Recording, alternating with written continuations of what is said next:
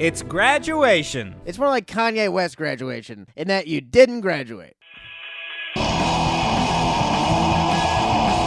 This year's class is graduating to a world that has nothing waiting for them. Even more nothing than usual. Unless your plan was to do TikToks after college, your entire life has been turned upside down. And if your plan was to do TikToks after college, now the market is flooded, and you're never going to make it. Hope you got a nursing degree. Yeah, that's the only way to make it on TikTok anymore. You got to go to medical school. From now on, we're just multiplying by 0 in terms of what opportunities are waiting for you. Worse than last year is a thing of the past. You know, we're at 0. There's only up from here. We finally flattened the curve. But it's the economic curve. Some schools are holding drive-through graduations, which only barely beats drive-by graduations. At least everybody got together during those. Getting drunk during graduation, I've always thought, was too hard and too safe. Most graduating classes lose some kids to drunk driving, but not usually on the way home from graduation. You're not supposed to be able to get your diploma and a Doritos Locos Taco during the same drive. Getting your diploma handed to you out of a drive-through window is like looking into a mirror of your future. A diploma is just expensive wall art with no resale value. Is there anything that important you're gonna miss by not having a real graduation? Mostly not getting to stand in a field and throw your hat. Now you gotta wait until you're an old dad at a Little League game. Getting to finally throw their hat at a baseball game is gonna release some 2020 graduate's demons one day. He's gonna be at his kid's baseball game like, run to second, God damn it! And he throws his hat and he's like, oh my God, I'm not angry anymore. It's okay, Billy. Never mind all this. You can go to dance rehearsals. I just love you. The job market was set to be one of the strongest in 50 years. Now it's the worst job market since the Great Depression. Especially if you were studying to be a phone operator or a bootlegger. We should have known this was going to happen when women started cutting their hair short again. Yeah, the pixie haircut isn't just a hairstyle. It's an omen for an oncoming depression. You aren't empowering yourself. You're becoming like a crow or somebody walking under a ladder. One of the suggestions in this article for the graduating class was stay in school longer. That's like saying if you didn't get a winning lottery ticket this time, buy another one. Just keep buying them. You can't lose forever. Who wrote this article? A college professor? It's either that or someone who lives outside a 7-Eleven. It is a professor. Actually, it's 3 professors. Well, it was 50-50. One of those professors might live outside a 7-Eleven. I hate commencement speeches. Commencement speeches were always stupid. Here, you've been on TV. Inspire these kids, because we definitely did. Yeah, you can't rob someone and then offer them life advice. Except for maybe, hey, don't do this again. They shouldn't let famous people do commencement speeches. Half of them didn't even graduate college. Celebrities are just rubbing it in everyone's face about how great their jobs are while the world crumbles around everyone else. People who graduated and wasted their lives should do commencement speeches. They'll come up to the podium and be like, hey, everything sucks, but don't worry, it's not that bad. I want to hear the speech that ends with, it is what it is. Sure, I never got married, my kids don't talk to me, but it is what it is. Anyway, thank you, class of 2020.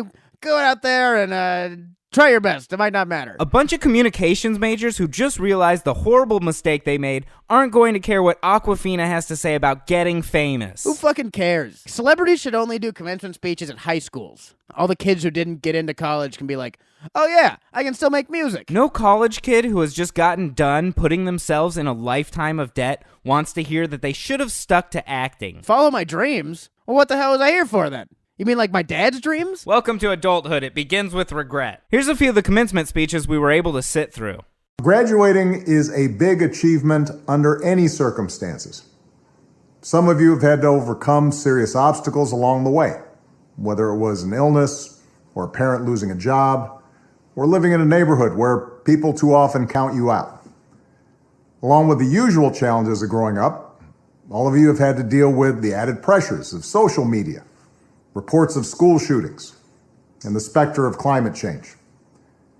And then, just as you're about to celebrate having made it through, just as you've been looking forward to proms and senior nights, graduation ceremonies, and let's face it, a whole bunch of parties, the world is turned upside down by a global pandemic. And with that, Godspeed and good luck to the class of 2020. Is this supposed to be inspirational? Your life sucks, fuck you, and you'll never be president. I'm the man. Also, while I'm talking about things that aren't inspiring, vote Biden. More than anything, this pandemic has finally torn back the curtain on the idea that so many of the folks in charge know what they're doing. A lot of them aren't even pretending to be in charge. Sick burn. Sick burn. Nothing like two guys fighting via commencement speeches. This is the powerful asshole equivalent to breaking up over text. It's like when your mom insults your dad in your birthday card. Happy birthday, son. Your dad's an idiot. Love, Mom. Looking forward to Trump's response commencement speech. Meek Mill should have been Obama's VP. Nah, they'd run Drake. He's more palatable to white people. The coronavirus has given you a graduation you will never forget. Does the KFC guy have AIDS? No, that's Bill Clinton. Oh, what 20-year-old cares what Bill Clinton has to say? And now to close out our speeches of people we no longer care about, here's Cab Calloway with his hit song, something scat. I don't know. I know you hated my wife, but I also stand for things you don't believe in. Nothing better than a bunch of politicians being like, too bad the country sucks. It's like a bunch of drug dealers complaining about the drug problem. I'm here to say congratulations. Congratulations to you from living proof that this isn't that bad. I'm glad I could show you that you should have been allowed to graduate. How does he look healthier than before? Why does he keep saying chosen ones?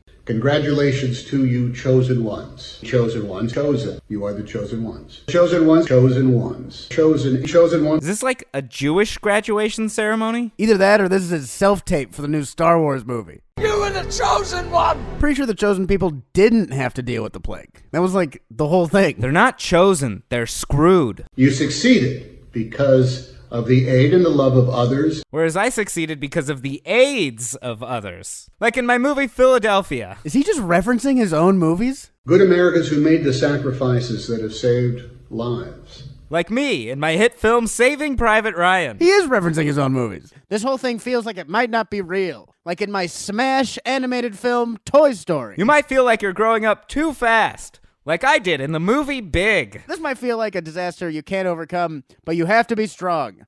Like I was in the movie Apollo 13. You might feel isolated and alone.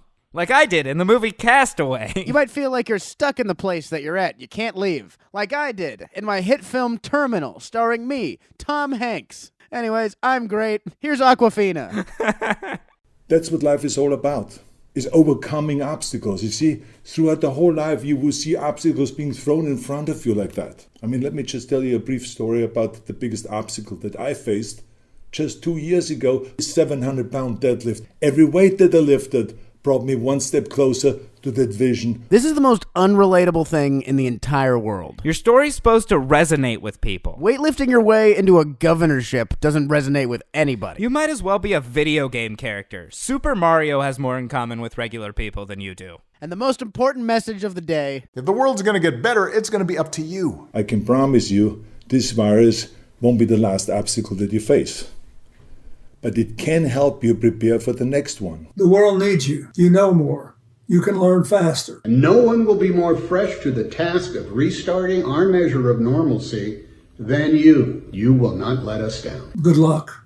it's up to you. Because we've decided it's not up to us. Fuck you. We tried and failed really bad. How about you fix all the stuff we caused? Go eat my fucking butthole. Commencement speeches this year should have just been, we're sorry. Hey, my bad. We didn't mean for this to happen. We were just trying to make money without any morals or guidelines. Well, while you're hanging out with your parents, remember they had it way better, and they don't know what they're talking about, so don't fucking listen to them. So you should be rude and petty. They're wrong, and it's their fault the world's on fire. Well, we'll see you in 4 more years when you graduate again to even less job opportunities. With a new expensive degree. Hey, graduation robes, bathrobes, as long as you're in robes. We'll see you guys next time. Bye. Divide, tear down, demean. If you do, you'll find your own path to fulfillment and happiness.